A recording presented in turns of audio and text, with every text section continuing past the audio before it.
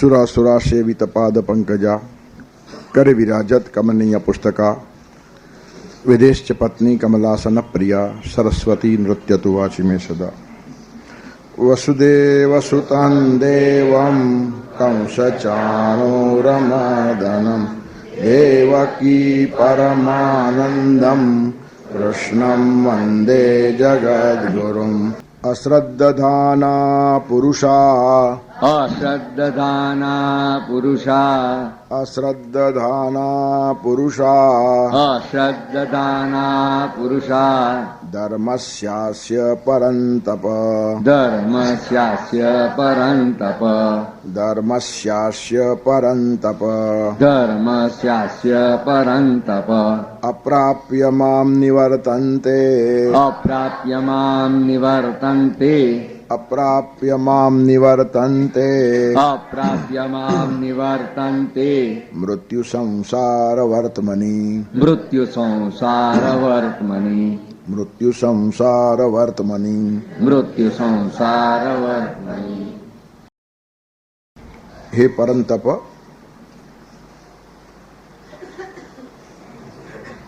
अश्रद्धधानाः अस्य धर्मस्य अप्राप्य मृत्यु संसार वर्तमनि निवर्तन्ते माम अप्राप्य। हे परंतप એટલે અર્જુન, અશ્રદ્ધાના જેને શ્રદ્ધા નથી આવા જે પુરુષો છે તે અસ્ય ધર્મસ્ય આ ધર્મના બારામાં શ્રદ્ધા જે ધરાવતા નથી, અસ્ય ધર્મસ્ય અશ્રદ્ધાના પુરુષાઃ મામ અપ્રાપ્ય મને મેળવ્યા વગર, મને પ્રાપ્ત કર્યા વગર મૃત્યુ સંસાર વર્તમની નિવર્તન્તે મૃત્યુ અને સંસારના ચક્રમાં ફર્યા કરે છે. આજે રાજવિદ્યા એટલે વિદ્યાઓની રાજા, રહસ્યોનો રાજા, રાજગુહ્યમ એ બધું કીધું છે. એ સુસુખમ બહુ સરળ છે, સહેલું છે એમ કીધું ભગવાને. પણ સાથે હળવે એક શબ્દ મૂક્યો, કર્તુમ. કરવું હોય તો સહેલું હોય, ખાલી વાતો કરવી હોય તો અઘરું છે. કર્તુમ શબ્દ મૂકી દીધો એટલે આખી વાત બદલાઈ ગઈ. તેથી જે માણસો કરવા લાગે છે તેના માટે સહેલું છે, બોલવા લાગે છે એના માટે આ સહેલું નથી. પંડિતોને માટેનો માર્ગ નથી, કૃતિશીલેનો માટેનો આ માર્ગ છે. સચિરાયુ સુખી પુત્રી વિજયી વિનયી ભવેત, રામરક્ષામાં કહ્યું છે. જે ક્રિયાશીલ માણસ છે તે બધું જ પામે છે. તેથી જ્ઞાનના માર્ગમાં આપણો પ્રવેશ એ કર્મયોગ તરફ દોરી જનારો જ હોવો જોઈએ. જ્ઞાન છે અને કામ કરતો નથી તો એ જાણેલું જ નથી. જાણવું એટલે જ જીવવું. જાણવાનો બીજો અર્થ જ શાસ્ત્રોમાં છે જીવવું. બ્રહ્મવિદ કોણ? બ્રહ્મવિદ બ્રહ્મૈવ ભવતિ. બ્રહ્મ જાણે તે બ્રહ્મરૂપ જ થઈ જાય. અને જો ક્રિયામાં પરિણમતું ન હોય તો એ જ્ઞાન ખાલી બોજો છે. સ્પષ્ટ કહ્યું છે જ્ઞાનમ ભાર ક્રિયામ વિના. ક્રિયા જો પછવાડે ના આવે, કર્મ જો પછવાડે ના આવે તો જ્ઞાન બોજો થઈ જાય. તર્ક વિતર્કો કેરી મારે કરવી જીવન હોડી. ખાલી તર્ક વિતર્ક અને બુદ્ધિનો આ વિષય નથી. ઘણા પંડિતો ખલાસ થઈ ગયા. તર્ક વિતર્કો કેરી જીવન કરવી મારે હોડી, સ્નેહ તકી સર્જી દેવી છે ઘર ઘરમાં અહીં દિવાળી. જ્ઞાન થયું કે તમારા હાથે ઘર ઘરમાં દિવાળી નિર્માણ થવા કામ થવા જોઈએ. એ માણસ જ્યાં જઈને ઊભો રહે ને ત્યાં શાંતિ થવી જોઈએ. પરિણામ છે. કોઈ પણ પ્રસંગ એનાથી શોભે. આપણે મોટા મોટા માણસોને આપણા પ્રસંગમાં આટલા માટે બોલાવીએ છીએ, સાધુ સંત એથી ઘરા તો જ દિવાળી દસરા. દિવાળી કઈ? સારો માણસ આપણા ઘરે આવ્યો એ જ દિવાળી. અને હલકો માણસ દિવાળી બી આપણા ઘરે આવ્યો તો હોળી કરીને જાય. તેથી થર્ડ ક્લાસ માણસોની કોઈ કિંમત જ નથી. કેટલાક માણસો તમારા ઘરે આવે અને હોળી પણ ચાલતી હોય ને તો એના આવવાથી દિવાળી થઈ જાય. સુખીને સાથ એમાં હો, દુઃખીને પણ દિલાસો હો, પ્રભુ નાનકડું ઘર મારું સદા તારું જ મંદિર હો. તમારા ઘરે કોઈ માણસ સુખી આવ્યો હોય ને તો વધારે સુખી થઈને જાય, અને દુઃખી આવ્યો હોય તો ઓછો દુઃખી થઈને જાય. આનું નામ ઘર કહેવાય. બરાબર આપણું એનાથી ઊંધું હોય છે. સુખી માણસ જો આપણા ઘરે આવ્યો દુઃખી થયા વગર જાય જ નહીં, અને જાય તો પછી આપણી કિંમત શું? તેથી સુખી માણસ પણ દુઃખી થઈને જાય અને દુઃખી માણસ વધારે દુઃખી થઈને જાય. પણ આવી રીતની એક ધારણા જીવનની બનવી જોઈએ કે આપણી પાસે જે માણસ આવીને બેઠો તેના સુખમાં ઉમેરો થવો જોઈએ, દુઃખમાં ઘટાડો થવો જોઈએ. આ ક્રિયા છે જ્ઞાનમ ભાર ક્રિયા. આ જ્ઞાનનું સીધું પરિણામ છે. અને તેથી જ હા, અમારા ઘરે પગલાં કરો કે અમારી પાસે આવો કે મોટા માણસોને આટલા માટે કહીએ છીએ આપણે કે એમની સાથે દિવાળી આવે છે. હોળી તો ઘણા ભેગી આવતી હોય, પણ એમની સાથે દિવાળી આવે ત્યારે તર્ક વિતર્કો કેરી જીવન કરવી મારે હોળી, સ્નેહ થકી સર્જી દેવી છે ઘર ઘરમાં અહીં દિવાળી. પણ કામ કર્યા આવીને તુજને મળતા મનડું તો શરમાય, ભાવ ભર્યા ગીતો હૃદયથી ગવાય. કામ કર્યા વગર તમે ભગવાનને મોઢું શું બતાવો? ધ્યાન લાગતું નહીં, ધ્યાન લાગે ક્યાંથી? મનને ખબર છે કે હરામખોરી કરી છે અને ભગવાન પાસે જવાય જ નહીં. હરામખોરી કર્યા પછી સારા માણસ સામે પણ ઊભા રહી શકાતું નથી, તો ભગવાન સામે ક્યાંથી ઊભા રહેવાય? કોઈ ખરા અર્થમાં સાચો સંત હશે ને એની સામે તમે આંખ નહીં મિલાવી શકો ખોટું કામ કર્યા પછી. શરમ નિર્માણ થાય, બદલ્યા વગર છૂટકો જ નહીં. એક સાચા માણસની બાજુમાં તમે આવ્યા ને, પરિવર્તન થવા જ લાગે. કા પરિવર્તન થાય ને કા તમે ત્યાંથી દૂર ભાગી જાઓ. એનું કારણ સારા માણસ પાસે ખોટો માણસ થઈ શકતો નથી, અને જ્યાં ખોટા માણસનો સંભુ મેળો જામ્યો હોય ત્યાં મોટો માણસ પણ ખોટો હોવાની સંભાવના છે. નહીં તો એ બદલવો જોઈએ ને કાં ભાગવો જોઈએ. બે જ રસ્તા, ત્રીજો રસ્તો જ નથી. અમારી આજુબાજુ ચોરોની ભીડ છે ને અમે સારા માણસ છીએ, બને જ નહીં. એનું કારણ એક જ્ઞાનનો પ્રવાહ જ આવી રીતનો છે, ખોટાને રહેવા જ ન દે. ધોધમાર પ્રવાહ ચાલતો હોય, એક જ્ઞાનનો પ્રવાહ ચાલે, બીજો કર્મયોગનો પ્રવાહ ચાલે. નદી છે ને શુદ્ધ જ હોય, કોઈ દિવસ તળાવ સડી જાય, ખાબોચિયા સડી જાય, પણ નદી સડે નહીં. વહેતું પાણી છે, કર્મયોગ છે. તેથી અવિરત જીવનની એક ધારા વહેતી હોય ત્યાં ખોટાને, અસત્યને, પાપને સ્થાન જ નથી. એટલે બધા જ મહાપુરુષોની પાસે આવેલા જો ખોટા માણસો બદલાઈ ગયેલા છે. વાલીઓ વાલ્મીકી થઈ જાય, મથુરાનો ચોબો છીતુ પણ ગોસ્વામી વિઠ્ઠલનાથજી પાસે આવે તો છીતસ્વામી થઈ જાય, અષ્ટસખાઓમાં એને સ્થાન મળે. તેથી જીવન પરિવર્તન સાધવાની એક તાકાત નિર્માણ થાય. તેનું કારણ કરનારા માણસો છે. સુખમ કરતું વ્યયમ. તેથી કરવાની વાત આવે તો સહેલું છે, ખાલી બોલવાની વાત આવે તો બહુ અઘરું છે. બોલીને અને વાંચીને ઘણી વાતો સમજાતી નથી, જે કરવાથી સહેલાઈથી સમજાય. એટલે જ પ્રયોગશાળાનું મહત્વ છે. વિજ્ઞાન ખાલી થિયરીમાં ચાલે નહીં. ક્લાસરૂમમાં જેમ ભણવાનું તેમ પ્રયોગશાળામાં જઈને પ્રયોગ પણ કરવાનો, તેમ સ્વાધ્યાય કરવાનો અને જીવનની પ્રયોગશાળામાં એને અપનાવવાનો. એ સ્વાધ્યાયનો તાળો છે. તમે સ્વાધ્યાય કર્યો, તમે અભ્યાસ કર્યો, એનું પરિણામ શું? તમારું જીવન આવું થવું જોઈએ, સુગંધી જીવન થવું જોઈએ, દુર્ગંધનું નામો નિશાન નહીં. તમારી પાસે આવ્યા પછી કોઈને પણ શાંતિ મળવી જોઈએ. ઉકળાટ પામેલો માણસ પણ પાસે આવે તો શાંત થઈને જાય, કમસે કમ તે વખતે શાંતિ મળે જ એને. આ તાળો, આ જીવનનો હિસાબ મેળવતા ના આવડતો હોય તો વર્ષોના વર્ષો વેડફાઈ જાય. અને જીવન બહુ ટૂંકું છે, વેડફી નાખવા માટે ટાઈમ નથી. બોલતા બોલતા લાગે કે વાત પતી ગઈ, આટલા વર્ષો ગયા. 60 પછી બધા જ માણસો ડરવા લાગે. એનું કારણ છાપામાં રોજ વાંચતા હોય ને મૃત્યુનો, 56, 58, 60, 61, 62, 64. કિનારે આવે, આપણે કિનારે. પછી ભય લાગે. પણ ભય લાગવાનું કારણ નહીં, જીવન આખું જ જો આવી રીતનું જીવ્યા આવશું ને સવાલ નથી આવતો. તેથી કૃતિ કરવું એ બહુ મહત્વનું છે. કામ કર્યા આવીને તુજને મળતા મનડો તો શરમાય, ભાવ ભર્યા ગીતો હૃદયથી ગવાય. અને એ જ વાતની થોડી વધારે પુષ્ટિ કરે છે અશ્રદ્ધાના પુરુષા. શ્રદ્ધા એ હૃદયનો વિષય છે. ભાવશૂન્ય માણસ, શ્રદ્ધાહીન માણસને જગતમાં કશું મળતું નથી. અશ્રદ્ધાના પુરુષા અસ્ય ધર્મસ્ય અશ્રદ્ધાના. આ ધર્મના બારામાં જેને શ્રદ્ધા નથી, અસ્ય ધર્મસ્ય અશ્રદ્ધાના પુરુષા હે પરંતપ મામ અપ્રાપ્ય મૃત્યુ સંસાર વર્તમાની નિવર્તનતે. આ ધર્મના બારામાં જેને શ્રદ્ધા નથી એવા માણસો, હે અર્જુન, હે પરંતપ, મને પામ્યા વગર મામ અપ્રાપ્ય મૃત્યુ સંસાર વર્તમાની નિવર્તનતે. મૃત્યુ અને સંસારના ચક્રમાં પુનઃ પુનઃ ફર્યા કરે છે. નિવર્તનતે. અને ત્યાં પહોંચ્યા તો યદગત્વા ન નિવર્તનતે તદ્ધામ પરમ મમ. ગીતાની બહુ જ કન્ટિન્યુટી અને કન્સિસ્ટન્સી ગજબની છે. મૃત્યુ અને સંસારને ગીતા એકરૂપ સમજે છે. જન્મ મરણના ફેરા એ જ સંસાર. તેસામહમ સમુદ્રતા મૃત્યુ સંસાર સાગરાત. મૃત્યુ અને સંસાર ગીતા સાથે જ મૂકી દે જ્યાં આવે ત્યાં. તેથી મૃત્યુ અને સંસારના ચક્રની અંદર એ માણસ ફર્યા કરે છે. અને ફરવાનું કારણ શું? મામ અપ્રાપ્ય, મને પ્રાપ્ત કરે નહીં. અને મને પ્રાપ્ત કરે તો યદગત્વા ન નિવર્તનતે, ત્યાંથી પાછા અવાય જ નહીં. તદ્ધામ પરમમ. તેથી પરમાત્માના ધામને પ્રાપ્ત કરે તે પાછો ન આવે, અને પ્રાપ્ત ન કરે તે નિવર્તનતે. તેથી અપ્રાપ્ય મામ, મને પ્રાપ્ત કર્યા વગર આ લોકો ફર્યા કરે છે. અહીંયા એક તો અર્જુનને પરમ તપ કીધો છે. પરમ એટલે શ્રેષ્ઠ તપ જેને કર્યું છે. ભગવાન છે ને એકાદ શબ્દ વચ્ચે મૂકી દે, એમાં ઘણું બધું કહી નાખે. જેમ પેલું કીધું અનુસૂયવે, તારામાં અસૂયા નથી, તારામાં મત્સર નથી, તારામાં દ્વેષ નથી, તારામાં ઈર્ષ્યા નથી, તારામાં હલકા પ્રકારની સ્પર્ધા નથી, ખોટી સરખામણીઓ નથી, કોઈને ઉતારી પાડવાની મનોવૃત્તિ નથી, કોઈની ખુશાબંધ નથી, કોઈની ભાટાઈ નથી, તને જ્ઞાન મળશે. એક અનસૂયા શબ્દમાં કેટલું કહી નાખ્યું. તને હું કહું છું, પ્રવક્ષ્યામી, વિશેષ રૂપે કહું છું, એનું કારણ તું અનસૂયા છે એમ કરીને જ્ઞાન મેળવવાનો રસ્તો દેખાડ્યો. જ્ઞાનના પ્રાંતમાં પ્રવેશ કરવો હોય તો અસૂયાથી બહાર નીકળવું જ પડે. જ્યાં સુધી અસૂયામાં રમે છે જ્ઞાન મળે જ નહીં.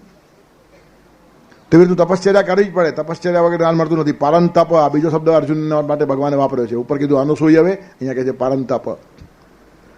અસૂયા ગયા વગર જ્ઞાન મળતું નથી. મત્સર ગયા વગર જ્ઞાન મળતું નથી. ખોટી સરખામણીઓ વાળા પડી જાય, ફેંકાઈ જાય. સ્પર્ધામાં કશું વળે નહીં. જ્ઞાનનો પ્રાંત એ સ્પર્ધાનો પ્રાંત જ નથી. કોઈ દીવો મોટો નહીં ને કોઈ દીવો નાનો નહીં. બધા દીવા જ્યાં ઊભા છે ત્યાં પ્રકાશ આપે, આ જ એનો નિયમ. તેથી સરખામણી થાય જ નહીં. આપણે તરત સરખામણી કરવા નીકળીએ. 30-40 વર્ષ પહેલા એક ભાઈએ મને બે બહુ મોટા માણસોનું નામ લીધા, બહુ ફેમસ માણસો બંને, ધર્મક્ષેત્રમાં જ કામ કરે. મને કે આ મોટો કે આ મોટો? મેં કીધું બે કરતા તું મોટો. અને કેમ? મેં કીધું આ બેને માપી શકે કે જેવો તેવો હોય. પણ આપણે સરખામણીમાંથી બહાર જ નથી આવતા. તેથી સરખામણી, સ્પર્ધા એ જ્ઞાનના પ્રાંતમાં બાધક છે. જ્ઞાન એ મોટાઈ મેળવવાને માટે નથી. હું મોટો છું અને બીજો નાનો છે, એ તો પેલા આખલાઓ જેમ સિંગડા સજાવે ને તેને જેવું છે. જૂના કાળના રાજાઓ પંડિતો રાખતા અને પછી ઝઘડાવતા. પછી બહારનો પંડિત આવ્યો, જીતી ગયો, તો એના તામ્રપત્ર લખી આપે કે તું મોટો ને અમારા દરબારમાં આવો કોઈ પંડિત નથી. એ બધા અખાડા છે, બીજું કશું નથી. ઠીક છે, સભાની એક શોભા છે, કાવ્ય વિનોદ થાય, જ્ઞાનની ચર્ચાઓ થાય, અનુભૂતિ ના થાય. તેથી જ્ઞાનનો પ્રાંત એ અખાડાનો પ્રાંત નથી, એ માથા અપડાવવાનો પ્રાંત નથી. તેથી સરખામણી જે માણસો કરે તે માણસો બહુ બટકા છે. તેથી અનસૂય વે, અને આજે કહે છે પરંતપ, તપશ્ચર્યા કર્યા વગર જ્ઞાન મળતું નથી. તપશ્ચર્યા એટલે ઘસાઈ છૂટવાની મનોવૃત્તિ. તપ એટલે માણસ ઘસાય, તપવું પડે માણસ. તપ્યા વગર મીઠાશ આવતી નથી. અને જ્ઞાન છે ને મીઠાશનો પ્રાણ છે. ગીતા સારી લાગવી એ જુદું અને ગીતા મીઠી લાગવી એ જુદું. મીઠાશ તપશ્ચર્યા વગર આવતી નથી. બહુ આમાં જ્ઞાન છે, બહુ ફિલોસોફી છે, બહુ ચિંતન છે, એમ તમે કરો ઠીક છે, પણ મીઠાશ ક્યારે આવે?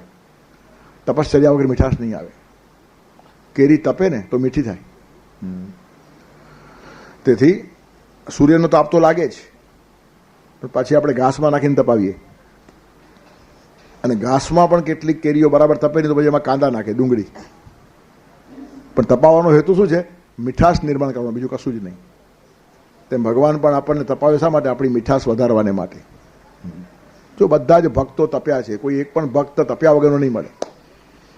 એનું કારણ તપ્યા વગર જ્ઞાનમાં મીઠાશ આવતી નથી. ત્યારે જ્ઞાનમાં મીઠાશ લાવવાનો રસ્તો છે તપશ્ચર્યા, અને એમાં જ ભક્તિ બળી જાય.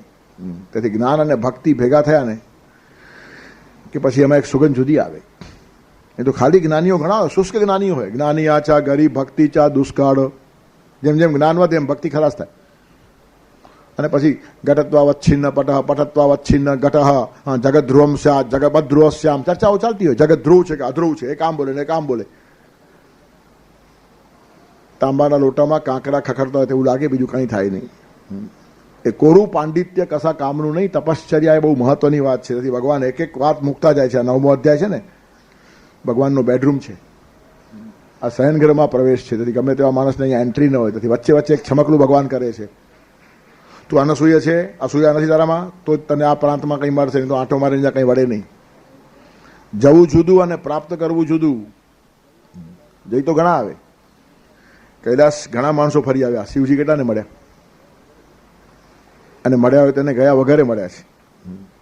એનો અર્થ નહીં જવું એવું નહીં, પણ શિવજીને સ્થાન જોડે સંબંધ નથી, તમારા હૃદયના ભાવ જોડે સંબંધ છે. ભાવે હિ વિદ્યતે દેવો તસ્માત ભાવો હિ કારણમ. હૃદયમાં ભાવ હોય, તમે જ્યાં ઊભા રહેશો ત્યાં શિવજી છે. અને હૃદયમાં ભાવ ન હોય તો કૈલાસ ઉપર પણ શિવજીનો પત્તો જ નથી. ધક્કો ખાઈને પાછા આવો, વળે કંઈ નહીં. કોઈ જતું છો કાશી અને કોઈ જતું છો મક્કા, મન તો બેઠું રાજ કરીને પગ તો ખાતા ધક્કા. તેથી ધક્કા ખાવા જુદા અને યાત્રા કરવી જુદી. યાત્રાની અંદર ભાવ વૈશિષ્ટ્ય છે. પરમાત્મા ભાવમાં વસે છે, કોઈ સ્થાનમાં વસતા નથી. કાશી એક કાળે જ્ઞાન નગરી હતી, માટે કાશીનું મહત્વ હતું. આજે કાશીનું શું મહત્વ છે? ખતમ થઈ કાશી. ત્યાં જ્ઞાન નગરી હતી. ઋતે જ્ઞાનાત ન મુક્તિ, એમ શંકરાચાર્ય કહે છે, જ્ઞાન વગર મુક્તિ મળે નહીં. અને જ્ઞાન ક્યાં મળે? કાશીમાં. ત્યારે જ્ઞાનથી મુક્તિ મળતી હોય અને જ્ઞાન કાશીમાં મળતું હોય તો કાશીમાં મુક્તિ મળે. પણ આજે કાશીમાં જ્ઞાન ન મળતું હોય તો આજે કાશી જવા જેવી નથી. લખ્યું છે આવી રીતનું કે રાંડ સાંડ સીડી ઓર સંન્યાસી ઉસસે બચે તો હોય કાશી. આજે કાશીની આ હાલત છે. રાંડ સાંડ સીડી અને સંન્યાસી, ચાર વાતો એટલી ભયંકર છે, એમાંથી બચો તો કાશી યાત્રા થાય, નહીં તો પતી જાય. તેથી કાશીનું પાવિત્ર ખલાસ થયું, એનું કારણ જ્ઞાનનો મહિમા ગયો. તેથી કાશી એ સ્થળ વિશેષનું નામ નથી, એ જ્ઞાન નગરી હતી, તેથી એનું મહત્વ હતું. અને સ્થળ વિશેષ તરીકે એનું મહત્વ ન રહે એના માટે કબીરજી ખાસ મરવાને માટે કાશીની બહાર નીકળી ગયા હતા. કાશી કેવળ સ્થાન છે, એનાથી મુક્તિ મળતી હોય તો હું કાશીની બહાર મરીશ અને જોઉં છું મારી મુક્તિને કોણ અટકાવે છે. અને કાશીમાં જ મુક્તિ મળતી હોય તો બધા જ કાશીમાં મરનારા ગધેડા અને કૂતરા મુક્ત થવા જોઈએ કે નહીં? તેથી સ્થળ વિશેષ નથી, એ જ્ઞાન વિશેષની વાત છે, ભાવ વિશેષની વાત છે. તેથી તપશ્ચર્યા એ મોટા માટે પરંતપ, પરમાત્માને માટે ઘસાઈ છૂટવાની મનોવૃત્તિ, સમાજને માટે ઘસાઈ છૂટવાની મનોવૃત્તિ, રાષ્ટ્રને માટે ઘસાઈ છૂટવાની મનોવૃત્તિ, પરિવારને માટે ઘસાઈ છૂટવાની મનોવૃત્તિ. પરમાત્માને માટે ઘસાઈ છૂટવું છે, તેના માટેની આ બધી પાઠશાળાઓ છે. કુટુંબમાં તમને મળેલા 5-7 માણસો માટે તમે કેટલા ઘસાવ છો એના ઉપરથી તમારો ભાવ ડેવલપ થાય છે. આ એક પાઠશાળા છે. પરિવાર છે ને એ નિગ્લેક્ટ કરવા જેવી ચીજ નથી. પરિવારમાં રહેનારા 5-7 માણસોમાં ભગવાન છે. અને ભગવાનને તમે કેવી રીતે પ્રસન્ન કરી શકો છો તે ઉપરવાળો ભગવાન જુએ છે અને તેના પરથી એ ખુશ થાય છે. તેથી સાસુ અને વહુ એકબીજાને પ્રસન્ન રાખે તો એ ભગવાનની પૂજા કરે છે એમ જ્યારે ખબર પડે ને ત્યારે સંસારમાં કાવ્ય નિર્માણ થાય. એક વ્યક્તિ તરીકે સાસુને છોડી દો ને વ્યક્તિ તરીકે વહુને પણ છોડી દો, પણ સર્વસ્વ ચાહમ હૃદય સન્નિવિષ્ટો, બંનેમાં પરમાત્મા બેઠો છે.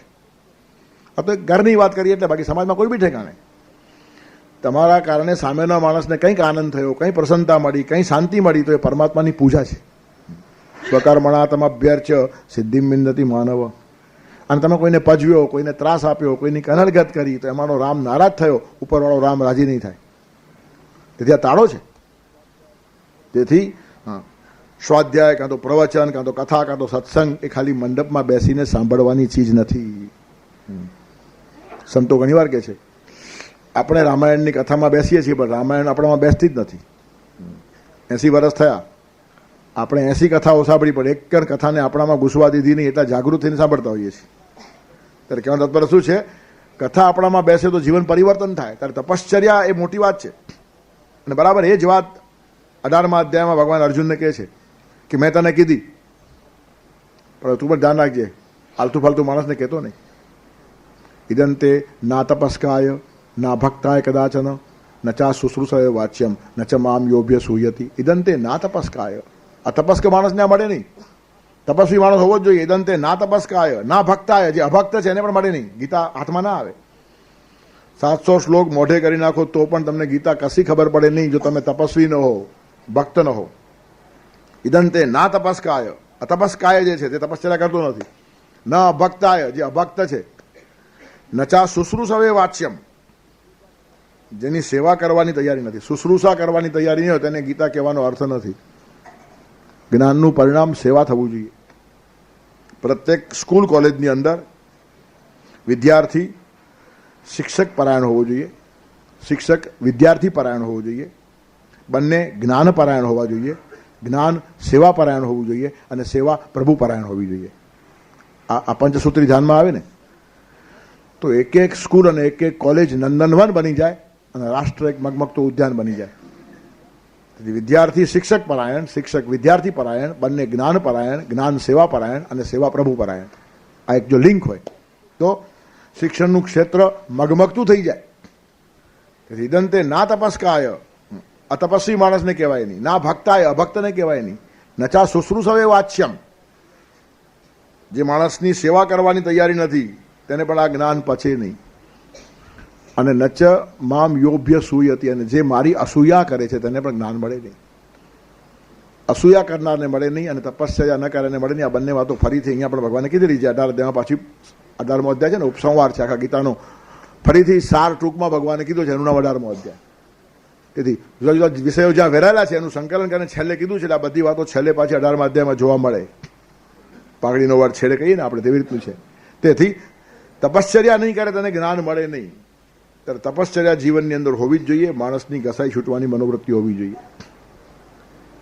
શુશ્રૂષા એટલે સેવા કરવાની તૈયારી હોવી જોઈએ.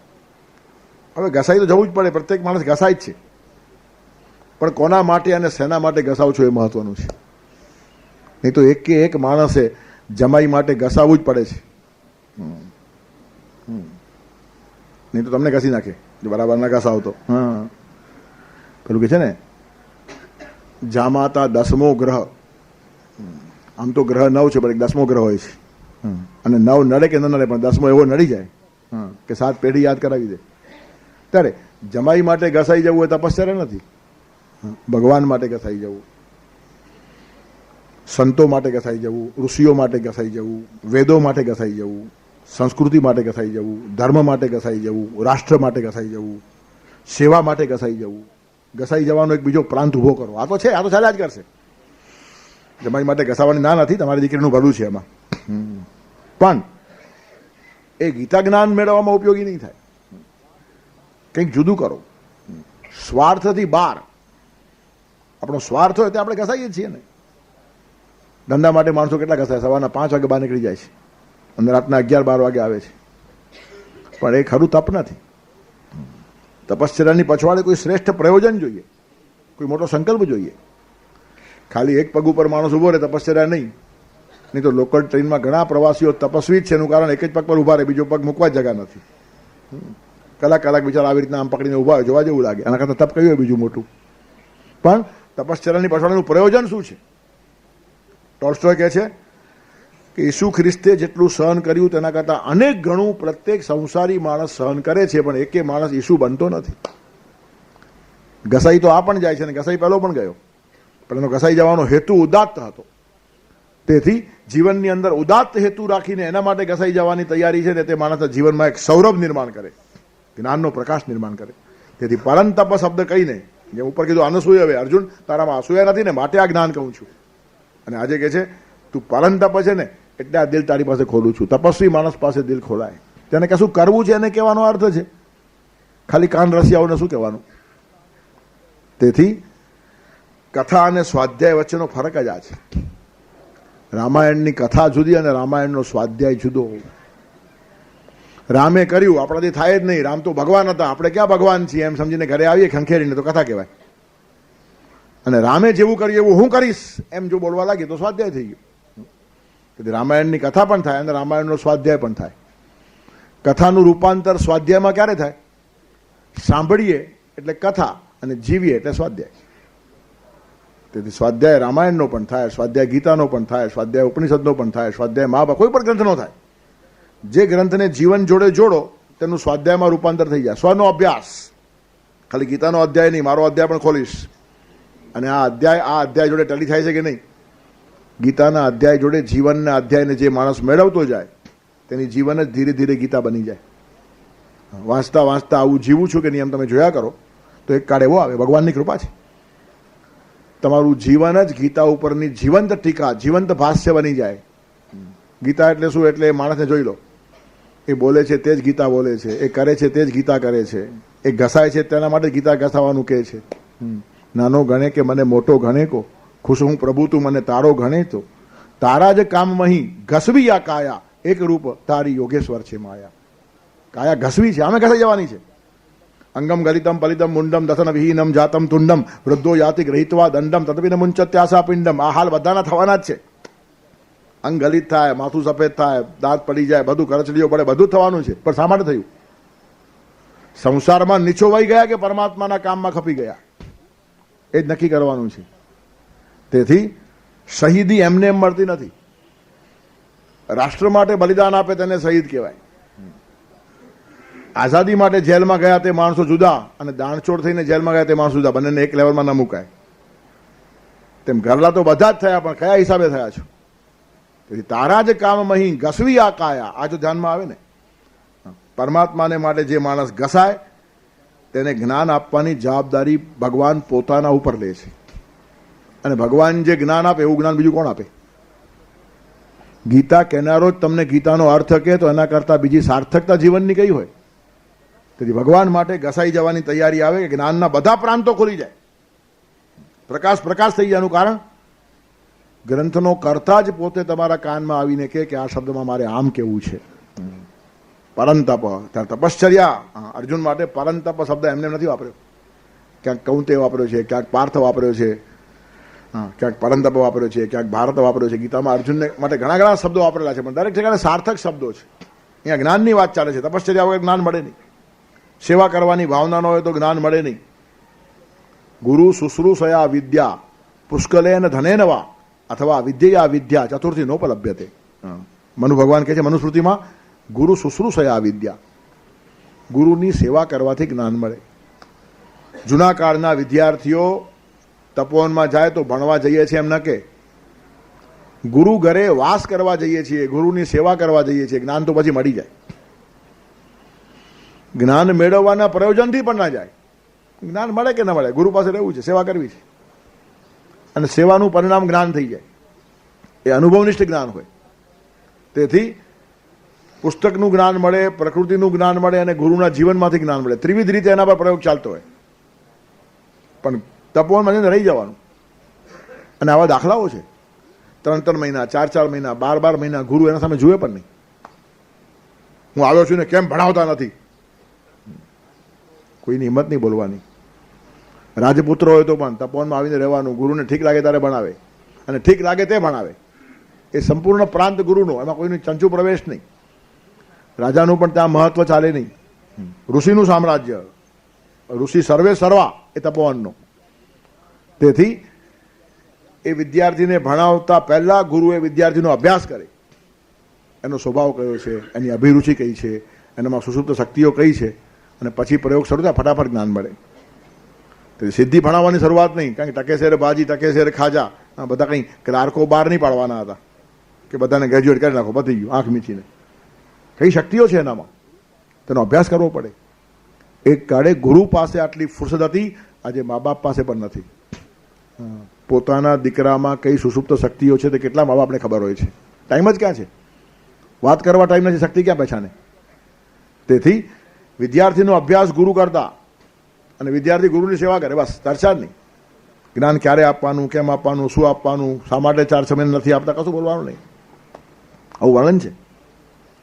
શ્વેત કેતુને એના ગુરુએ કીધું કે આ થોડીક ગાયો છે લઈ જા, 1000 ગાય તારે પાછો આવજે. હવે 8-10 ગાયો આપી મૂક્યો તો 1000 ક્યારે થાય? પણ ચર્ચા નહીં, લઈ નીકળી પડ્યો. ફરતો ગયો 1000 ગાય કરીને જ્યારે પાછો આવ્યો ને ત્યારે કશું જ્ઞાન આપવાનું બાકી જ રહ્યું નહીં હતું. ગુરુએ ખાલી એટલું જ કીધું, તારા ચહેરા ઉપર દેખાય છે કે તને બધું જ પ્રાપ્ત થઈ ગયું છે, તત્વમસી શ્વેત કેતો હો. તો સામે શિષ્ય કહે છે અહમ બ્રહ્માસ્મિ, મને ખબર પડી ગઈ. તે તું જ છે? તો કે હા હું જ છું. એનું કારણ નિસર્ગ પાસેથી જ્ઞાન મળી ગયું. સૂર્ય એને શીખવાડે, નદી એને શીખવાડે, પાળ એને શીખવાડે, વૃક્ષ વનસ્પતિ શીખવાડે, પંખીઓ શીખવાડે. વૃક્ષ આપણા જીવનમાં પરોપકારની ભાવના નિર્માણ કરે. પોતાના મૂળ જમીનમાં ઊંડા લઈ જવાના, કોઈના પાસે કશું માગવાનું નહીં, અને ફળ દુનિયાને આપી દેવાના. છાંયડો બીજાને આપવાનો, તાપ પોતે સહન કરવાનો. એનાથી બીજું જ્ઞાન ક્યાં મળવાનું હતું? પક્ષીઓ આપણા જીવનમાં ગીત ભરી નાખે, નિર્હેતુક ગાય છે. પુરસ્કાર આપો તો હું ગાઈશ એમ કોઈ દિવસ કોઈ કોયલે કીધું છે? કોયલ ગાય છે, એને આનંદ છે, અને આપણને આનંદ નથી આવતો. એનું કારણ ગાયા પછી શું મળશે એના ઉપર આપણું ધ્યાન છે. મને એક બહુ મોટા માણસે કીધેલું, સંગીતના ફિલ્ડમાં એક મોટો માણસ છે, મને કે જેના કંઠ બહુ સારા છે ને તે લોકો ભગવાન પાસે પણ ભજન ગાતા વિચાર કરે. એનું કારણ ભગવાન કશું આપવાનું નથી, તો આટલો કંઠ શું કામ ઘસવાનો? એટલે ત્યાં જ ગાવાનું કે જ્યાં કશું મળતું હોય. પણ આ બધા જ પંખીઓ ગાય છે, એનો કલરવ મીઠો લાગે છે. શા માટે ખબર છે? કોઈ પુરસ્કારની અપેક્ષા વગર ગાય છે, અને પુરસ્કાર માગતો નથી, તેને પ્રસાદ મળે છે, અને પ્રસાદનો અર્થ છે પ્રસન્નતા. પ્રસન્નતા એ મોટી ચીજ છે. અને પ્રસાદ ભગવાન આપે, બીજું કોણ આપે? પુરસ્કાર માણસો આપે અને પ્રસાદ ભગવાન આપે. માણસો આપે તેમાં અધુરાશ હોય, પરમાત્મા આપે તેમાં જ પૂર્ણતા હોય. પરમાત્મા પાસેથી પ્રસાદ પામતો નથી તે માણસ કોઈ દિવસ પૂર્ણ થતો જ નથી. કરોડો રૂપિયા મેળવીને પણ તમે અધૂરા જ રહેવાના છો. એનું કારણ પરમાત્માનો પ્રસાદ એમાં ઉમેરાયો નથી. અને પ્રસાદ સેવાની ભાવના વગર, ઘસાઈ જવાની ભાવના વગર મળતો નથી. પ્રસાદ મફતમાં મળતો નથી. પ્રસાદ અસ્તુ પ્રસન્નતા. તેથી ગુરુ શુશ્રૂષયા વિદ્યા, ગુરુની સેવાથી વિદ્યા મળે. પુષ્કળેન ધનેન વા, તમારી પાસે પુષ્કળ પૈસો હોય તો તમે વિદ્યા મેળવી શકો, પણ પૈસો હોય એટલા માટે નહીં. સારા કામમાં પૈસો વેવડાવો, જ્ઞાન મળે. પૈસો ખર્ચીને માણસ જ્ઞાની થઈ જાય. એનું કારણ વેદનો વિચાર, ઉપનિષદનો વિચાર, ગીતાનો વિચાર સમાજમાં જવો જોઈએ. તેના માટે પરમાત્માએ મને સંપત્તિ આપી છે, જેના ખ્યાલમાં આવી જાય ને, પાછું વાળીને જોતો નથી અને આવા કામમાં જે ટૂંકો હાથ કરતો નથી તેને જ્ઞાન આપવાની જવાબદારી ભગવાનની છે. એનું કારણ સારા વિચારો જગતને પીરસનારા માણસો જેમ ઓછા છે, તેમ સારા કામમાં સંપત્તિ ખર્ચનારા માણસો પણ બહુ ઓછા છે. અને આપણી સંપત્તિ ખોટા માર્ગે ખર્ચાતી હોય છે.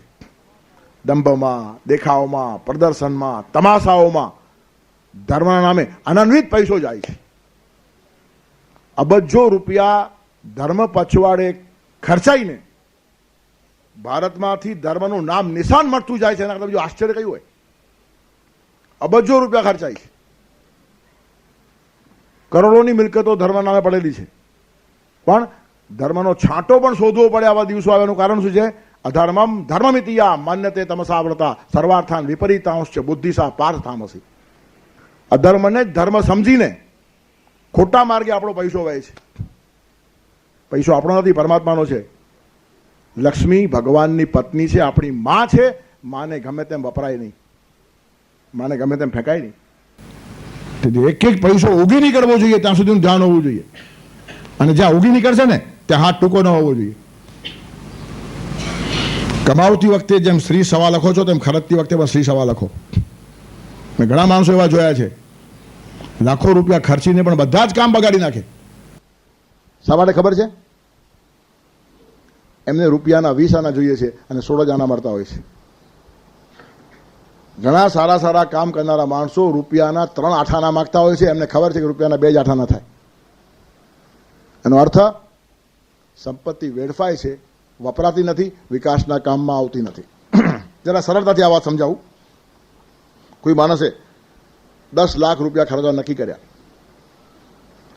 તો 10 કામમાં લાખ લાખ રૂપિયા આપશે. લાખ અહીંયા આપ્યા, લાખ અહીંયા આપ્યા, લાખ અહીંયા આપ્યા. હવે જરૂરિયાત શું છે? બધે ઠેકાણે 1.25 લાખની જરૂર છે. દરેક ઠેકાણે 1.25 લાખની જરૂર છે. તો 10 સવાયું 12.5 લાખ થાય. હવે આને નક્કી હોય મારે 10 જ ખર્ચવા છે. ઓલ રાઈટ, તો 2 કામ ઓછા કરો ને, 8 સવાયું 10.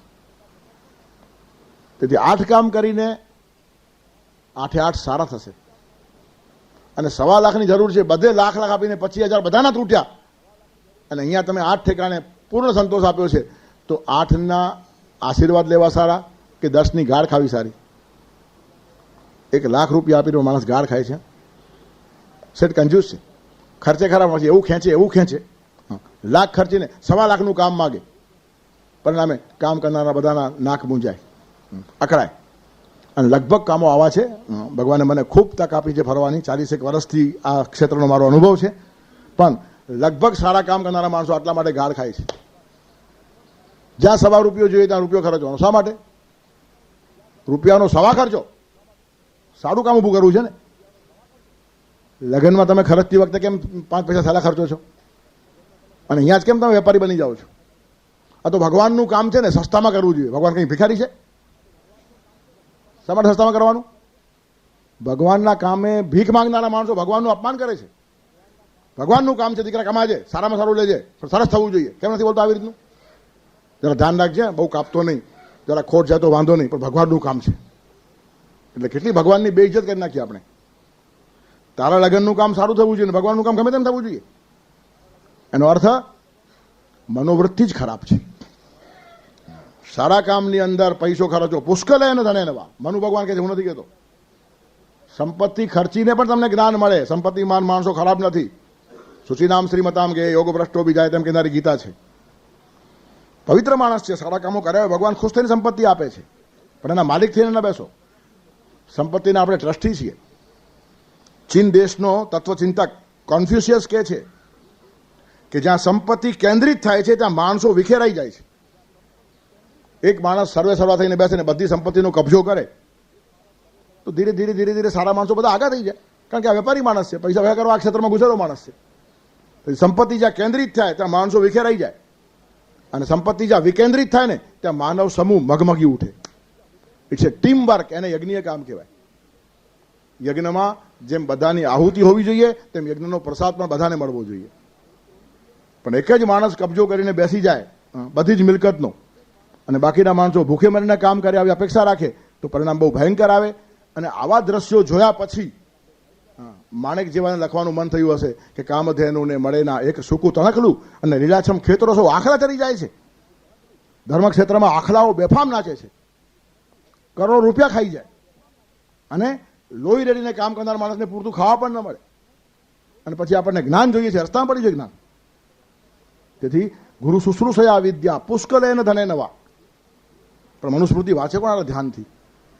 પુષ્કળ પૈસો ખર્ચવાથી તમને વિદ્યા મળશે, જવાબદારી ભગવાનની છે. પણ પૈસો યોગ્ય કામમાં ખર્ચાવવો જોઈએ, અને યોગ્ય કામમાં પૈસો ખર્ચનારો માણસ કોઈ દિવસ કંગાલ થતો નથી. એનું કારણ એની સંપત્તિ વધારવાની જવાબદારી ભગવાનની છે. અને તમે જો કોઈ કામને સારું સમજીને પૈસો ખર્ચ્યો એટલે તમે ખલાસ થઈ ગયા તો સમજી લો એ કામ સારું નહોતું. સારા કામની અંદર જે માણસ પૈસો ખર્ચે ને તે કંગાલ થાય જ નહીં, એનું દેવાળું નીકળે જ નહીં, એનો સંસાર અસ્તવ્યસ્ત હોય જ નહીં. ભગવાન પોતે આવીને ઊભો રહે. અમે તો ફલાણા સંઘમાં ગયા પછી ચૂથાઈ ગયા, ખલાસ થઈ ગયા, એ સંઘ સારો હતો જ નહીં. સારા સંઘમાં નુકસાન થાય એવો ઇતિહાસ નથી. તેથી સારા કામમાં પુષ્કળ ધન ખર્ચો, ટૂંકો રાખો જ નહીં હાથ. પુષ્કળ એટલે ધને નવા. તેથી શ્રી સવા, કમાવતી વખતે પણ શ્રી સવા અને ખર્ચતી વખતે પણ શ્રી સવા. કોઈ પણ સારું કામ કરતા હશો ને તો માણસોના મન દુઃખ કરો નહીં, માણસોને પજવો નહીં. આજે ધર્મક્ષેત્ર માટે લોકોને ઘૃણા નિર્માણ થઈ છે. ધર્મના નામે આ લોકો કાપવાનું જ કામ કરે છે, પછી એ પૈસાથી પોતે જલસા કરે. પણ કામની અંદર આવેલા માણસો જેને કાપીને એનું લોહી પણ પી નાખવાનું. તેથી જ્ઞાન મેળવવાને માટે તપશ્ચર્યા એ બહુ મહત્વની વાત છે. આ બધું ઊંડાણથી સમજીએ ને તો ગીતા ખબર પડે. નહીં તો આમને આમ પરંતપ શબ્દ ચાલે જાય. અર્જુનનું એક નામ છે, અરે અર્જુનનું નામ નથી, તારું નામ છે આ. પરંતપ, તારે પરમ તપ કરવાનું છે. તેથી સંસાર માટે ઘસાઈ જઈએ તે સામાન્ય તપ, અને પરમાત્મા માટે ઘસાઈ જઈએ ને તે પરમ તપ. અને અર્જુને આ પરમ તપ કરેલું છે. તેથી અર્જુન તને આ બધું કહું છું એટલા માટે. પણ જે માણસો તપ કરતા નથી તેને જ્ઞાન મળતું નથી. તેથી ગુરુ શુશ્રૂષયા વિદ્યા પુષ્કળેન ધને નવા, અથવા વિદ્યા વિદ્યા. વિદ્યાથી વિદ્યા મળે. તમને જ્ઞાન મળ્યું ને, આપતા જાઓ, રાખો નહીં. રાખો તો ખલાસ થાય, આપો તો વધે. વ્યય કૃતે વર્ધત એવ નિત્યમ વિદ્યા ધનમ સર્વધન પ્રધાનમ. બધા ધનમાં વિદ્યા પ્રધાન ધન શા માટે છે? આપવાથી વધે એવું ધન આ એક જ છે. તમારા ખિસ્સામાં 1 રૂપિયો હોય, મારા ખિસ્સામાં 1 રૂપિયો હોય. હું મારો 1 રૂપિયો તમને આપું, તમે તમારો 1 રૂપિયો મને આપો, બંને પાસે 1 જ રૂપિયો રહેશે. પણ મારી પાસે એક સરસ શ્લોક છે, તમારી પાસે એક સરસ શ્લોક છે. તમે તમારો શ્લોક મને શીખવી દો, મારો શ્લોક તમને શીખવું, બંને પાસે 2 થયા કે નહીં? એનું કારણ મને આપીને પણ તમારો શ્લોક જતો નથી, તમારી પાસે રહે છે, ઉલટો વધારે પાકો થાય છે. તમને એક સારી વાર્તા આવડે, બંને એક સારી વાર્તા આવડે છે. હું મારી વાર્તા તમને કહું, તમે તમારી વાર્તા મને કહો, બંને પાસે 2 વાર્તા થઈ ગઈ નહીં. પણ આવું રૂપિયામાં થતું નથી. અને થાય તો બધા માણસો આ જ કામ કરે, એક કાદો બદલાવ્યા જ કરે. તેથી રૂપિયો બદલાવીને વધતો નથી, પણ જ્ઞાન બદલાવીને વધે છે. તેથી વિદ્યા મેળવવાના 3 રસ્તા દેખાડ્યા મનુ ભગવાને. ગુરુ શુશ્રૂષયા વિદ્યા, ગુરુની સેવાથી વિદ્યા મળે. તેથી જૂના કાળના રાજાઓ ગુરુની સેવા કરતા હતા. વર્તંતુના આશ્રમનો શિષ્ય કૌશ રઘુ રાજા પાસે આવ્યો છે, કશું હતું નહીં, પણ જવા દીધો નહીં. એનું કારણ ગુરુ કાર્ય માટે ગુરુ દક્ષિણા લેવા આવેલો જો વિદ્યાર્થી મારા બારણેથી પાછો જાય તો એના કરતાં મારું બીજું અપમાન કયું છે? માભૂત પરિવાદ નવા અવતાર. તપોવનમાં કામ કરનારો ગુરુ પૈસાથી મોહતાજ હોય અને હેરાન થઈ જશે તો શરમ લાગવી જોઈએ. દ્રોણાચાર્યના દીકરાને આટામાં પાણી નાખીને પીવું પડ્યું છે, એ તે કાળના સમાજની શરમ છે, જેના કારણે એક દ્રોણ જેવું ચરિત્ર વેડફાઈ ગયું. નહીં તો ક્યાંનો ક્યાં દ્રોણ ઊભો હતો. પણ નોકરી કરવા જવું પડ્યું, તે પણ દુર્યોધન જેવા હલકા માણસની. પુણ્યક્ષય નીચ જનસ્ય સેવા. પુણ્યનો ક્ષય થાય ને તો હલકા માણસની નોકરી કરવી પડે, અને પાપનો ક્ષય થાય તો ભગવાન તમારો શેઠ થઈ જાય, વચ્ચે એક પણ શેઠ રહેવા ન દે. તેથી દ્રોણાચાર્ય જેવો વેડફાયો છે. અને એ અગવડ રઘુવંશમાં કે રઘુકાળમાં કોઈને આવી, એનું કારણ રઘુવંશી રાજાઓ જાગૃત. વશિષ્ઠની આવીને આવી પ્રતિભા રહી છે. તેથી 14 કરોડ સોનામોર માગવા આવેલા વિદ્યાર્થીને 3 દિવસ રાખીને 3 દિવસમાં 14 કરોડ સોનામોર આપી છે. પુષ્કળેન ધને નવા. ગુરુ સેવા કરવાની છે.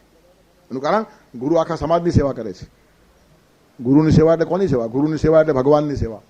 ગુરુની સેવા એટલે સંસ્કૃતિની સેવા. ગુરુની સેવા એટલે ધર્મની સેવા. ગુરુને કંઈ પોતાના મોજશોખ જોતા નથી. 5 સ્ટાર હોટલમાં બેસીને શરાબ પીતો ગુરુ નથી. આ એ ગુરુ લોહીનું ટીપું ને ટીપું ખર્ચી નાખે છે. તેથી એની સેવા કરવા એટલે એ તો પરોક્ષ છે. ગુરુની સેવા મારફત સંસ્કૃતિની, ધર્મની, ભગવાનની, સમાજની અને રાષ્ટ્રની સેવા થાય છે. આ સમજણ હતી. તેથી ગુરુ સેવાથી જ્ઞાન મળે. પુષ્કળ પૈસો આવા સરસ કામમાં વેવડાવવાથી તમને જ્ઞાન મળે. અને ત્રીજું, તમને જે સારા વિચારો મળ્યા છે તે કોઈકને કહેતા જાઓ, તમારું જ્ઞાન વધતું જશે. અથવા વિદ્યા વિદ્યા ચતુર્થી નોપલભ્યતે, ચોથો રસ્તો જ નથી. જ્ઞાન મેળવવાના 3 રસ્તાઓ. ગુરુની સેવાથી જ્ઞાન મળે, સારા શ્રેષ્ઠ કર્મની અંદર, પરમાત્મા ખુશ થાય તેવા કામની અંદર અઢળક પૈસો વેવડાવવાથી જ્ઞાન મળે, અને જ્ઞાન આપવાથી જ્ઞાન મળે. અથવા વિદ્યા વિદ્યા ચતુર્થી નોપલભ્યતે. તેથી પરંતપ એટલે શ્રેષ્ઠ કામને માટે ઘસાઈ જવાની તૈયારી જેનામાં છે તેને જ્ઞાન મળે. અને આ જ્ઞાન માટે શ્રદ્ધા હોય તો જ્ઞાન મળે. અશ્રદ્ધાના શ્રદ્ધા ન હોય તો જ્ઞાન મળે નહીં. શ્રદ્ધા એ બહુ મોટો વિષય છે. શ્રદ્ધા આપણે ખાલી બોલીએ છીએ, પણ શ્રદ્ધા આપણને ખબર નથી. શ્રદ્ધા એટલે વિશ્વાસ નહીં. વિશ્વાસ તૂટી જાય, વિશ્વાસ ભંગ થાય, વિશ્વાસઘાત થાય, શ્રદ્ધાઘાત ન થાય. થાય તો બહુ ભયંકર કહેવાય. રે શ્રદ્ધા ઘટ થઈ પછી કોઈ કાળે ન આવે, લાગ્યા ગાને વિસરી શકવા કોઈ સામર્થ્ય ના છે. કળાબી લખે છે, તે પંખીની ઉપર પથ્થરો ફેંકતા ફેંકી દીધો, લાગ્યો તેને અરર પડી ફાડ હૈયા મહી તો. પક્ષીઓ પ્રેમથી રમતા હતા. કોને ખબર શું કવિના મગજમાં આવી પથ્થરો નાખી દીધો. પથ્થરો નાખ્યા પછી વિશ્વાસ કે શ્રદ્ધા જે કહો તે હલી ગઈ. પંખીનો ભરોસો ગયો આ માણસ ઉપરથી. કઈ પથ્થરો માર્યો છે ક્યારે પણ પકડશે. પછી કવિને ઘણું થયું છે, ખૂબ કોશિશ કરે સમજાવવાની, પણ પછી પક્ષી પાસે આવતું નથી. કારણ કે એક પથ્થરો ફેંક્યો, એમાં માણસનું માપ નીકળી ગયું કે આ પથ્થરા ફેંકનારો માણસ છે. તેથી કોઈ દિવસ સારા કામમાં પથ્થરો ફેંકવાનું પાપ કરો નહીં. કારણ કે એક વખત વિશ્વાસ અને શ્રદ્ધા હાલી જાય ને તો પાછું ઊભી કરવી અઘરી છે. તેથી કોઈની શ્રદ્ધાની ઇમારતને હચમચાવો નહીં. પછી એ કવિએ ખૂબ પ્રયત્નો કર્યા છે. પહેલાં પક્ષીને કહે છે કે હું સાવ નિર્દોષ છું, પથ્થરો તો મેં એમ રમતમાં નાખેલો. પાસે જેવી ચરતી હતી આ ગાય તેવો જ હું છું.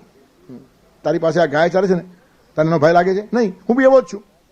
તું એવો જ હોય તો પથ્થરો નાખ્યો કેમ? ગાય કોઈ દિવસ પક્ષી ઉપર પથ્થરો નાખતી નથી. તે પથ્થરો નાખ્યો, તારી જાત દેખાઈ ગઈ. હવે તું ગમે એટલી સારી વાતો કર, નકલી વાતોથી અસલિયત ઢંકાતી નથી. બહુ સરસ લખ્યું છે. આ બધા કાવ્યો સમજવા જોઈએ આ રીતે. સ્કૂલમાં માણસો ગોખીને ચાલ્યા ગયા. પાસે જેવી ચરતી હતી આ ગાય તેવો જ હું છું. પણ પેલો કહે છે નહીં, હવે પતી ગઈ વાત. રે શ્રદ્ધા ઘટ થઈ પછી કોઈ કાળે ના આવે, લાગ્યા ગાને વિસરી શકવા કોઈ સામર્થ્ય ના છે.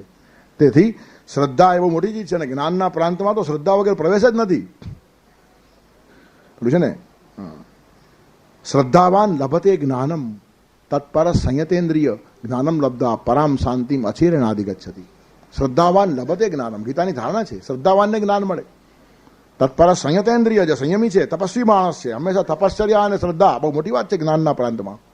તેથી શ્રદ્ધાથી આ પ્રાંતમાં જવાય. પણ શ્રદ્ધા એટલે કેવળ કોરો વિશ્વાસ નથી. વિશ્વાસ તમને ઘણા ઉપર હોય. તમારા વેપારી ઉપર વિશ્વાસ હોય કે માલમાં દગો નહીં કરે, સાચો માણસ છે, વ્યાજબી ભાવ લેશે, બરાબર જોખશે, માલમાં ભેળસેળ નહીં કરે. આ વિશ્વાસ છે, એને શ્રદ્ધા ના કહેવાય. વિશ્વાસ તૂટે, શ્રદ્ધા તૂટે નહીં. તેમાં મક્કમતા છે, દ્રઢતા છે. પણ ખાલી મક્કમતા બી નથી. મક્કમતા જડ માણસોની બી હોય. ઘણા જિદ્દી માણસો એટલા મક્કમ હોય, ગોળને મંકોડો ચોટે એમ ચોટે, 2 ટુકડા થાય પણ છોડે નહીં. એવા કેટલાક ઝાડ હોય, ગધેગા પૂછ પકડાશો પકડા. તેથી વિશ્વાસ એટલે શ્રદ્ધા નહીં, એમાં મક્કમતા ભળવી જ જોઈએ. પણ મક્કમતા એટલે પણ શ્રદ્ધા નહીં. એમાં ત્રીજી વાત ભળવી જોઈએ, પવિત્રતા. તેથી શ્રદ્ધાનું જે રસાયણ છે ને, કેમિકલ કમ્પાઉન્ડ છે, એમાં બધું જ ભળે. એમાં વિશ્વાસ પણ હોય, એમાં મક્કમતા પણ હોય, એમાં પવિત્રતા પણ હોય, એમાં તપશ્ચર્યા પણ હોય. તેથી શ્રદ્ધાનું મિશ્રણ જીવનમાં આવવું જોઈએ. અને શ્રદ્ધા આવે તો જ્ઞાન મળે. અશ્રદ્ધા ના હોય તો વાત પતી ગઈ. શ્રદ્ધા ખલાસ તો જ્ઞાન ખલાસ. શ્રદ્ધા ગ્રંથ ઉપર હોવી જોઈએ, કેનાર ઉપર હોવી જોઈએ, પોતા ઉપર હોવી જોઈએ અને ભગવાન ઉપર હોવી જોઈએ. 4 શ્રદ્ધા કેન્દ્રો બનાવતા આવડો જોઈએ. પરમાત્મા ઉપર શ્રદ્ધા સૌથી પહેલી. પછી જે જ્ઞાન કહેવાય છે જ્ઞાન ઉપર શ્રદ્ધા. પછી જે માણસ કહે છે તેના ઉપર શ્રદ્ધા. કોને ખબર ઠોકાઠોક કરતો હોય તો બરાબર નહીં કહેતો હોય તો વાત પતી ગઈ, કશી અસર ના થાય. કેનાર ઉપર શ્રદ્ધા ન હોય તો અસર ના થાય. અને કેનાર ઉપર શ્રદ્ધા બેસે એટલા માટે ગુરુનો મહિમા કર્યો છે. ગુરુ બ્રહ્મા ગુરુ વિષ્ણુ ગુરુ દેવો મહેશ્વર ગુરુ સાક્ષાત પરબ્રહ્મ તસ્મૈ શ્રી ગુરુ નમઃ. ગુરુને આટલા મહાન આસન પર બેસાડવાનું કારણ તમારી શ્રદ્ધા બેસે તો તમારું કલ્યાણ થાય. એમાં ગુરુને મોટાઈ આપવાની ભાષા નથી. ગુરુ મોટો છે, તમે શું મોટાઈ આપવાના હતા? તમે મોટાઈ આપો ને જે મોટો થાય ને ગુરુ હોય જ નહીં, લઘુ હોય. લઘુઓને મોટાઈ આપવી પડે. ગુરુ તો મોટો છે જ, તમે મોટાઈ આપો કે ના આપો. તમારા બનાવવાથી મોટો બને કેટલો નાનો માણસ કહેવાય. અને તમે જેને મોટો બનાવી શકો તેને ખોટો બનાવી શકો, નાનો બનાવી શકો. તમે જેને ચડાવી ઉતારી શકો એવો સર્કસનો વાંદરો એને ગુરુ કહેવાય. થોડાક માણસો સ્તુતિ કરે એટલે ફૂલાઈ જાય, ને થોડાક માણસો આમ તેમ બોલે એટલે પડી ભાંગે. આખી ગુરુ કહેવાતા હશે? આ લઘુઓ છે બધા. તેથી લઘુ જુદા અને ગુરુ જુદા. તેથી ગુરુ માટે શ્રદ્ધા બેસાડવાની છે આપણા વિકાસને માટે ને આપણા હિતને માટે. કહેનાર માણસ ઉપર શ્રદ્ધા ન હોય તો જ્ઞાનની કોઈ અસર થાય નહીં. અને એટલે જ કહે છે શિક્ષણ શાસ્ત્રીઓ કે મોટા ભાગનું શિક્ષણ 5-7 વર્ષમાં પતી જાય છે, પછી બધું વ્હાઇટ વોશ છે. 5-7 વર્ષ સુધી બાળકને પોતાના મા બાપ ઉપર શ્રદ્ધા છે. તે વખતે માં જે વાત કે દીકરો માને. માં એના માટે ઓથોરિટી. ગમે તેવો પ્રશ્ન હશે, બાને પૂછે બા શું, બા કેમ, ઓલ રાઈટ. પછી દુનિયાભરમાં કહેશે કે આ સાચી વાત છે, કેમ મારી બાએ કીધી. પણ એ જ છોકરો મેટ્રિક પાસ થાય કે BA પાસ થાય પછી બાના કહેવાની અસર પડતી નથી. એનું કારણ હવે એને એમ થયું કે મારી બાને કંઈ આવડતું નથી, એના કરતાં મને વધારે આવડે છે. બા કરતાં હું ડાયો છું એમ ખબર પડે ત્યારથી પછી બા પાસેથી જ્ઞાન મળવાનું બંધ થઈ જાય. તેમ વક્તા કરતાં હું ડાયો છું એમ જે દિવસ પોતાને લાગે તે દિવસે પછી ત્યાં બેસવાનો અર્થ નથી. ત્યારે કહેવાનું તાત્પર્ય શું છે કે શ્રદ્ધા કહેનાર ઉપર પણ હોવી જોઈએ. શ્રદ્ધા જ્ઞાન ઉપર હોવી જોઈએ. ગીતા એ પવિત્ર ગ્રંથ છે, મને મિસગાઈડ કરે જ નહીં. પરમાત્માના મોઢેથી નીકળેલું યા સ્વયં પદ્મનાભસ્ય મુખ પદ્માલ વિનિસૃતઃ. ભગવાન કૃષ્ણના મોઢામાંથી પડેલું આ જ્ઞાન છે એ અસ્તવ્યસ્ત હોય જ નહીં. તેથી ગીતા માટે અનન્ય શ્રદ્ધા, શાસ્ત્ર માટે શ્રદ્ધા, શાસ્ત્ર કહેનાર માટે શ્રદ્ધા, પરમાત્મા માટે શ્રદ્ધા અને પોતાની જાત માટે શ્રદ્ધા બહુ મહત્વની છે. પોતાના માટે પણ શ્રદ્ધા ન હોય તો માણસ ચાલતો નથી. હું ઘણી વાર કહું છું, ઈશ શ્રદ્ધા આપણને શક્તિ આપે, ગુરુ શ્રદ્ધા આપણને દ્રષ્ટિ આપે, પણ ગતિ તો આપણને આત્મશ્રદ્ધા આપે. જો આપણે નહીં ચાલીએ તો ક્યાંય પહોંચીએ નહીં. તેથી ભગવાન ઉપર શ્રદ્ધા રાખીને શક્તિમાન થવાનું, ગુરુ ઉપર શ્રદ્ધા રાખીને દ્રષ્ટિ મેળવવાની અને પોતા ઉપર શ્રદ્ધા રાખીને ગતિમાન થવાનું. અને ગુરુની જ વાત ગ્રંથમાં છે એટલે ગ્રંથ ઉપર શ્રદ્ધા પડે. ગ્રંથ સમજાવે કોણ? ગુરુ. તેથી ગુરુ અને ગ્રંથ એક થઈ જાય. અને એટલે શીખ ધર્મમાં ગુરુ ગ્રંથ સાહેબ કહે છે. ગ્રંથ અને ગુરુને એક કરી નાખ્યા. તેથી ગુરુ ગ્રંથ સાહેબ. ત્યાં બેસનારો માણસ ગ્રંથિ છે, ગ્રંથનો તર્જુમો કરે, પોતાની વાત આડી અવડી કહે નહીં. બધા જ પોતાની વાત કહેવા લાગે ત્યાંથી બધી ગડબડ શરૂ થઈ છે. ત્યારે ગ્રંથને પ્રામાણિક રહીને, ફેથફુલ રહીને, ગ્રંથનો વિચાર, ગીતામાં કૃષ્ણ જે કહેવા માગે છે તે જ મારે સમાજ સુધી પહોંચાડવું છે, મારે મારું ચાપલ્ય કરવું નથી, આવી એક ધારણા વક્તાની પણ હોવી જોઈએ. અને આવું જે કરશે એવી શ્રદ્ધા શ્રોતાની પણ હોવી જોઈએ, તો ખરો સ્વાધ્યાય થાય. તેથી અપ્રાપ્યમામ નિવર્તન્તે, શ્રદ્ધા જો ન હોય તો ભગવાન મળતો નથી. આવતીકાલે ગીતા જયંતિનો પવિત્ર દિવસ છે, તો પછી ગીતા જેવા પવિત્ર ગ્રંથ ઉપર શ્રદ્ધા બેસાડવાનો વિષય આજે જ શરૂ થવો જોઈએ. આટલો શ્રેષ્ઠ ગ્રંથ છે. બહુ ઓછા ગ્રંથોની જયંતિ ઉજવાય, માણસોની ઉજવાય.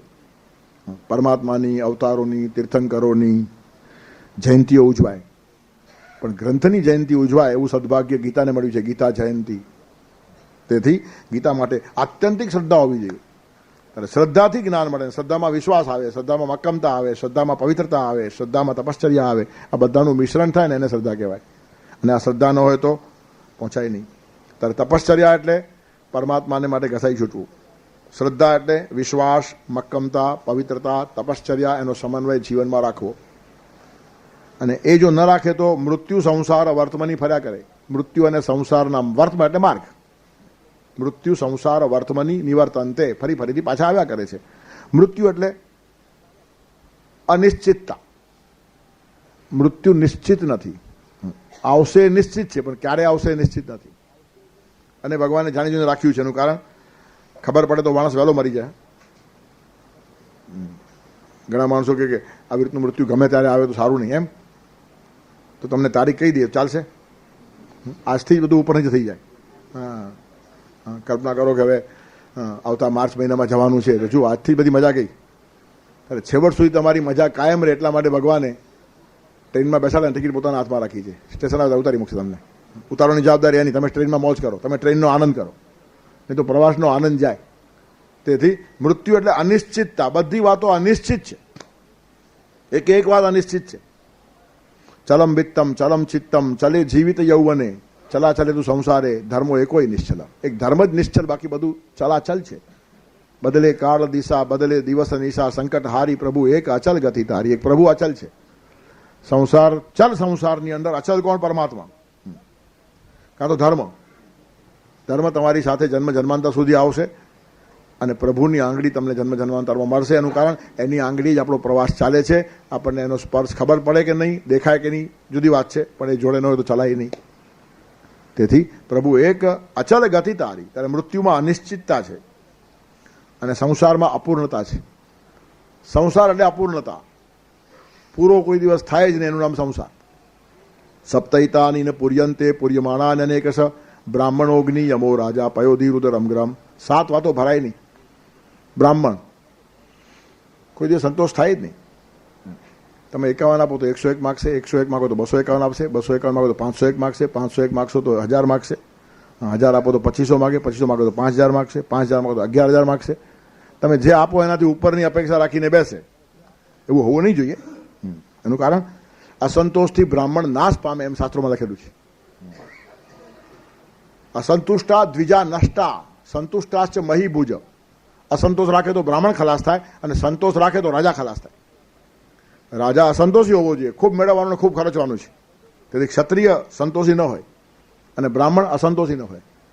તેથી અસંતુષ્ટા દ્વિજા નષ્ટા સંતુષ્ટાશ્ચ મહીભુજ સલજ્જા ગણિકા નષ્ટા નિર્લજાશ્ચ કુલસ્ત્રીય. ગણિકા છે, વેશ્યા છે અને શરમ રાખે તો નાશ પામે, અને કુલસ્ત્રી છે, લાજ છોડે તો નાશ પામે. ત્યારે કુળવાન સ્ત્રી લાજ છોડે તો નાશ પામે, ગણિકા લાજ રાખે તો નાશ પામે, બ્રાહ્મણો સંતોષ ન રાખે તો નાશ પામે, ને રાજાઓ સંતોષ રાખે તો નાશ પામે. તેથી રાજ્ય કરવું ને ખાવાના ખેલ નથી. રાજ્ય ખાલી ભાષણોથી થાય નહીં. ભાષણો એ ગ્રીટિંગ કાર્ડ છે અને લોકોને જોઈએ છે રેશન કાર્ડ. તમે શું આપો છો એ મહત્વનું છે. એક પ્રિયતમે પોતાની પ્રિયતમાને કીધું, તું શું વાત કરે છે, તારા માટે આકાશમાંથી ચાંદ તારા ઉતારી લાવીશ. ત્યારે પહેલાં કે ચાંદ તારા પછી હમણાં મારે સમોસા ખાવા છે. તો કે તો પૈસા નથી. તો ચાંદ તારાની વાતોથી રાજ ચાલતું નથી, સમોસા ખાવા આપો તો રાજ ચાલે છે. તેથી ભાષણ સુરાઓથી રાજ્ય ના થાય, રાજ થાય છે કર્મથી. તેથી કૃતિશીલ માણસો એ બહુ મહત્વની વાત છે. ત્યારે શાસન કરવું એ જુદી વસ્તુ છે. સંતોષી માણસો પ્રવચનમાં ચાલે, બ્રાહ્મણો ચાલે, રાજ કરતી વખતે ન ચાલે. વિપુલ સમૃદ્ધિ રાષ્ટ્રને મળવી જોઈએ, એવા બધા જ પ્રયોગો કરતા આવડવા જોઈએ. તેથી ભાષણો સારા માણસો આપીને આપણે અંજાઈ જઈએ પણ પછી હાલ હવાલ થાય. કાંદા મળવા મોંઘા થઈ જાય. તેથી આકાશના ચાંદ તારા જોઈતા નથી. ખાવા માટે સમોસા જ જોઈએ, રોટલી જ જોઈએ, ઘઉં જોઈએ, ચોખા જોઈએ, તેના પર ધ્યાન આપો. તો શાસ્ત્રોમાં લખેલું છે બધું જ, કે રાજ કરતા સંતોષી ન હોય, અસંતોષી હોય. શા માટે? રાજ્ય માટે મેળવવું, પોતાના માટે નહીં. પોતાનું ઘર પડે તો રાજકારણી નહીં, એ તો વેપારી કહેવાય, આરામી કહેવાય. પણ આખા રાષ્ટ્રને મળવું જોઈએ, એના માટે સંતોષ રાખ્યા વગર મહેનત કરે. ઋષિઓએ માગણી કરી છે ભગવાન પાસેથી, દુનિયાભરની વાતો માગી છે. આ જોઈએ, આ જોઈએ, આ જોઈએ. શા માટે? રાષ્ટ્ર સમૃદ્ધ હોવું જોઈએ. ભિખારીઓનું રાષ્ટ્ર નથી બનાવવાનું, સમૃદ્ધ માણસોનું રાષ્ટ્ર બનાવવાનું છે. તેથી જીવનની અંદર સંતોષ ક્યાં રાખવો અને ક્યાં નહીં રાખવાનો. સંતોષ ન રાખે તો બ્રાહ્મણો ખલાસ થાય, અને સંતોષ રાખે તો ક્ષત્રિયો ખલાસ થાય. શરમ ન રાખે તો કુલસ્ત્રી ખલાસ થાય, ને શરમ રાખે તો ગણિકા ખલાસ થાય. તેથી જીવનની અંદર કેટલીક સ્પષ્ટ ધારણાઓ છે. ત્યારે અપૂરતો છે સંસાર છે ને, એ અપૂર્ણ છે. કોઈ દિવસ તમને પૂરું થયું એમ લાગશે જ નહીં. બ્રાહ્મણ કોઈ દિવસ ભરાય નહીં. અગ્નિ સંતોષ પામે જ નહીં. મકાનો બાળી નાખે, અગ્નિનું પેટ ભરાયું. આટલા દિવસમાં અગ્નિએ કેટલું ખાધું હશે, કેટલા મકાનો બાળી નાખ્યા, કેટલા માણસો બાળી નાખ્યા. સ્મશાનમાં અગ્નિ પ્રગટ્યા જ કરે 24 કલાક. દુનિયાભરમાં એક ક્ષણ એવી નહીં હશે કે જ્યાં કંઈક મરદું સળગતું નહીં હોય. પણ અગ્નિ હવે કહેશે બહુ થઈ ગયું છે, કોઈ દિવસ કે નહીં. બ્રાહ્મણો, અગ્નિ, યમો, યમરાજ. યમરાજનું કામ ચાલુ. એને દિવાળી નહીં, ને બેસતું વરસ પણ નહીં, રવિવાર નહીં, સિક લીવ નહીં, કશું જ નહીં. ઘણા માણસો કે અમારો ધંધો તો સ્મશાન જેવો, સ્મશાન બંધ રહે તો અમારો ધંધો બંધ રહે. એનો અર્થ સ્મશાનનો ધંધો કાયમ ચાલુ છે. તેથી ગમે એટલા માણસો મરે, યમરાજ તૃપ્ત થાય નહીં. બ્રાહ્મણો, અગ્નિ, યમો, રાજા. રાજાને બી ગમે એટલા ટેક્સ આપો, એનું પેટ ભરાય નહીં. યમો રાજા, પયોધી સમુદ્ર, ગમે એટલું પાણી આવે, સમુદ્ર છલકાય નહીં. કુવા તળાવ જલ છલકે, નદીઓ છલકે, પણ સમુદ્ર છલકાય એવો દાખલો જ નહીં. તેથી પયોધી ઉદરમ, આપણું પેટ કોઈ દિવસ ભરાય? રોજ ભરો ને રોજ ખાલી, રોજ ભરો ને રોજ ખાલી. સારું છે આપણે હિસાબ રાખતા નથી. એ તો કેટલા ખાંડી અનાજ ખાઈ ગયા છે. હા, 60-70 વર્ષમાં કેટલું ખાઈ નાખ્યું, પણ છતાં પાછું પેટ ખાલીનું ખાલી. ઉદરમ અને ગ્રહમ, ઘર ભરાય કોઈ દિવસે?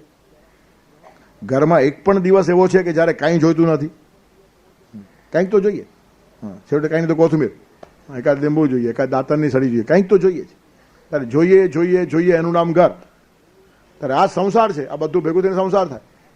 ત્યારે સંસારનો દોષ કયો? અપૂર્ણતા. પણ અપૂર્ણતા ભગવાનને રાખી શા માટે? અપૂર્ણતા ખટકે તો જ માણસો ભગવાન પાસે જાય. તેથી ભક્તિ તરફ વાળવાનો આ પરોક્ષ રસ્તો છે. ભૂખ લાગ્યા પછી માણસ જમવા જાય, તરસ લાગ્યા પછી માણસ પાણી પીવા જાય, તો ભક્તિ લાગ્યા પછી માણસ ભગવાન પાસે જાય. તો ભૂખ લાગે છે, તરસ લાગે છે, ભક્તિ કેમ લાગતી નથી? એવું રાખ્યું તો ભગવાને? ભૂખ લાગે તો જમ્યા વગર રહેવાય જ નહીં, તરસ લાગે તો પાણી પીધા વગર રહેવાય જ નહીં, તેમ ભક્તિ લાગે તો ભગવાન પાસે બેસ્યા વગર રહેવાય જ નહીં. એવી એકાદ નસ મૂકી હોત તો અહીંયા હમણાં ભક્તિ લાગી, ચાલો. પણ ડાયરેક્ટ ન મૂકતા ઇનડાયરેક્ટ મૂકી છે. તમારું ધાર્યું થતું નથી એવું ભગવાને દેખાડ્યું છે, એટલે ધાર્યું કરવા તમારે એની પાસે જવું પડે. હું શું ધારું ને વળી તું શું ધારે, અહીં ધારેલું કોઈનું થતું નથી, ઈસે ઈચ્છા વિન ડગલું ભરાતું નથી. ત્યારે મારા વગર તું અપૂર્ણ છે, એ પરોક્ષ રસ્તો ભગવાને રાખ્યો છે. અને પૂર્ણ ક્યારે થશે? મારી પાસે આવે ત્યારે છે. તેથી પરમાત્મા સંસારમાં ઉતરે ત્યારે સંસાર પરિપૂર્ણ લાગે, ત્યાં સુધી અપૂર્ણ જ લાગવાનો છે.